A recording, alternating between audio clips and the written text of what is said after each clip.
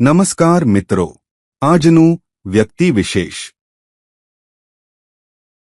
Welcome to our YouTube channel education with Dave sir. જલ્દીથી વિડીયોને like કરો, શેર કરો અને સબસ્ક્રાઇબ કરો. નમસ્કાર. ચલો એક એવા નાટ્યકારની કલ્પના કરીએ જે એવું બિલકુલ નથી ઈચ્છતો કે લોકો એની વાર્તામાં ખોવાઈ જાય. ઉલટું, એ તો એવું ઈચ્છે કે નાટક જોતી વખતે લોકો અસ્વસ્થ થાય, વિચારે અને સવાલો પૂછે. હા, એ હતા બેર્ટોલ્ટ બ્રેખ્ટ, એક એવી વ્યક્તિ જેણે રંગભૂમિના એટલે કે થિયેટરના નિયમોને કાયમ માટે બદલી નાખ્યા.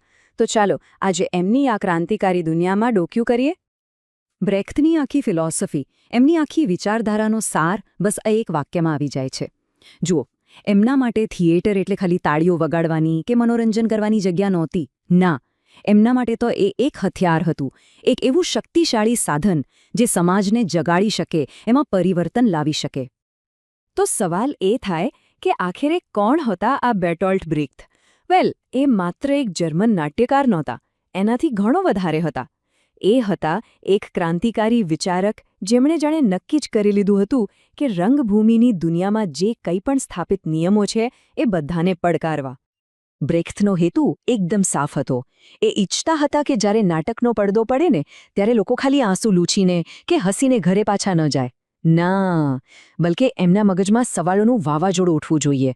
સવાલો જેવા કે આવું કેમ છે અને આને બદલી કઈ રીતે શકાય? બસ આ જ પ્રશ્નો એમની કલાનું કેન્દ્ર હતા. પણ સવાલ એ છે કે આવા ક્રાંતિકારી વિચારો આવે ક્યાંથી? કોઈ વ્યક્તિ આટલું અલગ કેમ વિચારી શકે? વેલ, એમના આ વિદ્રોહના બીજ તો એમના શરૂઆતના જીવન અને અનુભવોમાં જ રોપાઈ ગયા હતા. ચાલો જરા એમના ભૂતકાળમાં જઈને જોઈએ. આ ટાઈમલાઈન પર એક નજર કરીએ તો એમના જીવનના અમુક મુખ્ય વળાંકો દેખાય છે. જર્મનીમાં જન્મ, પછી સાવ નાની ઉંમરે જુવાન વયે જ પ્રથમ વિશ્વયુદ્ધની ભયાનકતા જોવી પડી, અને પછી તો હિટલરનું શાસન આવ્યું, જેનાથી બચવા માટે પોતાનો દેશ છોડીને ભાગવું પડ્યું. આ દરેક અનુભવે એમના વિચારોને કેટલા ધારદાર બનાવ્યા હશે અને સમાજ પ્રત્યે એમને કેટલા વિવેચનાત્મક બનાવ્યા હશે. અને જુઓ, ફક્ત 20 વર્ષની ઉંમર હતી એમની જ્યારે એમણે બાલ નામનું નાટક લખ્યું. અને આ 22નો આંકડો ખરેખર મહત્વનો છે. કેમ? કારણ કે એ જમાનામાં નાટકો એકદમ ચુસ્ત નિયમોમાં બંધાઈને લખાતા હતા. પણ બ્રેખ્ટે શું કર્યું? એમણે 22 અલગ અલગ દૃશ્યોમાં વહેંચાયેલું નાટક લખીને એ આખી પરંપરાને જ તોડી નાખી. કહી શકાય કે આ એમના બળવાખોર અંદાજની પહેલી ઝલક હતી. એવું સમજો કે એમના મગજમાં બે અલગ અલગ દુનિયા એકબીજા સાથે ટકરાઈ રહી હતી. એક બાજુ મેડિસિન અને ફિલોસોફીનો અભ્યાસ, એનું જ્ઞાન, અને બીજી બાજુ વિશ્વયુદ્ધની ભૂમિ પર જોયેલી માનવતાની ક્રૂર હકીકત. બસ આ બંનેના સંઘર્ષમાંથી જ એમનો એક એવો દૃષ્ટિકોણ પેદા થયો જે સમાજને જાણે કોઈ મશીનની જેમ ખોલીને એના દરેક પાર્ટ્સને અલગ અલગ કરીને જોતો હોય. અને પછી આવ્યો એ સમય જ્યારે રાજકીય ઉથલપાથલે બ્રેખ્ટને એમના પોતાના જ વતનમાંથી જાણે ઉખાડીને ફેંકી દીધા. પણ એક કલાકાર માટે ક્યારેક સૌથી મોટી મુસીબત જ સૌથી મોટી પ્રેરણા બની જતી હોય છે. બસ એવું જ થયું. આ દેશનિકાલનો સમય એમના માટે સજા નહીં, પણ એમના સર્જન માટેની સૌથી મોટી તાકાત બની ગયો. આ જગ્યાઓ જુઓ, ડેનમાર્ક, ફિનલેન્ડ, છેક અમેરિકામાં હોલિવૂડ સુધી. આ એમની પીડાદાયક મુસાફરીનો નકશો છે.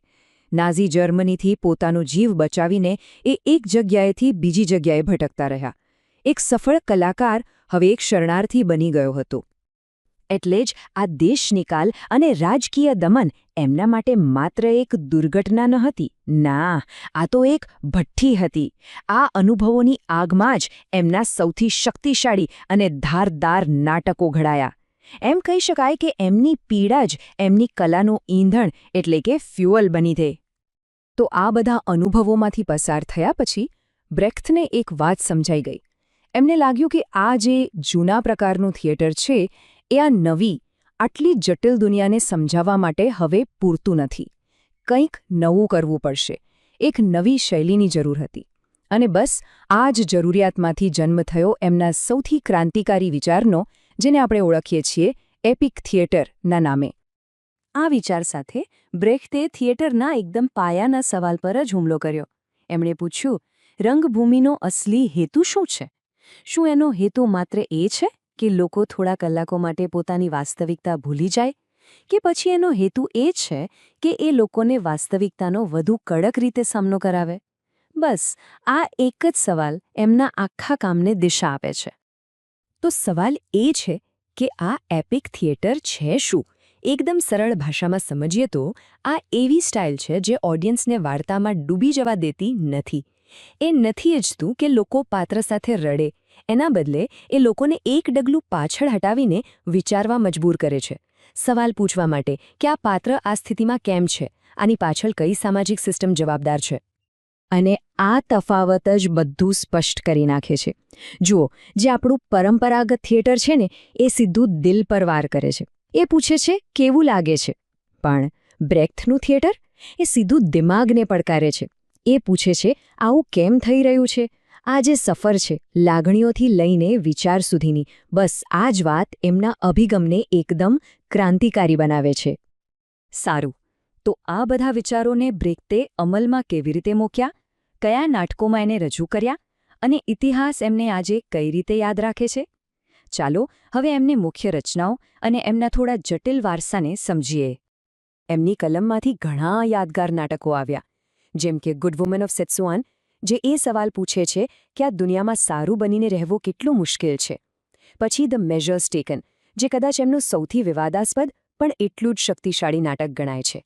અને હા, મધર, જેણે મજૂર વર્ગની ક્રાંતિને એક અવાજ આપ્યો. અને આ નાટકોની અસર ખાલી થિયેટરના હોલ પૂરતી નથી રહી, એની અસર સમાજમાં જોવા મળી. દાખલા તરીકે મધર નાટક જોયા પછી સ્ત્રી મજૂરોમાં એક રાજકીય જાગૃતિની લહેર આવી. તો બીજી બાજુ ગુડ વુમન ઓફ સેત્સુઆન એ લોકોને એ વિચારતા કરી દીધા કે શું આ દુનિયામાં ખરેખર એક સારો માણસ બનીને જીવવું શક્ય જ છે?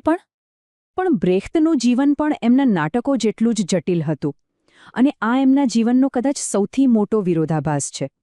જુઓ, એક તરફ જે પૂર્વી જર્મનીની સામ્યવાદી સરકારે એમને સ્ટાલિન શાંતિ પુરસ્કાર આપીને સન્માનિત કર્યા, એ જ સરકાર બીજી તરફ એમને ખતરનાક અને અડચણ ઊભી કરનાર વિચારક પણ માનતી હતી. આ જે કોમ્પ્લેક્સિટી છે, આ જે જટિલતા છે, એ જ કદાચ બ્રેખ્તની સાચી ઓળખ છે. જીવનના છેલ્લા વર્ષોમાં એમના કામમાં એક નાનકડો પણ મહત્વનો બદલાવ જોવા મળ્યો. હવે એમનું ધ્યાન માત્ર રાજકીય સિસ્ટમ પર હુમલો કરવાનું નહોતું. એનાથી આગળ વધીને એ હવે માનવીય સહાનુભૂતિ, દયા અને ન્યાય જેવા વધુ ઊંડા, વધુ યુનિવર્સલ સવાલો તરફ વળી રહ્યા હતા. અને અંતે બ્રેખ્ત આપણા બધા માટે એક મોટો સવાલ છોડીને ગયા છે. કલાનું અસલી કામ શું છે? શું એણે માત્ર આપણું મનોરંજન કરવું જોઈએ?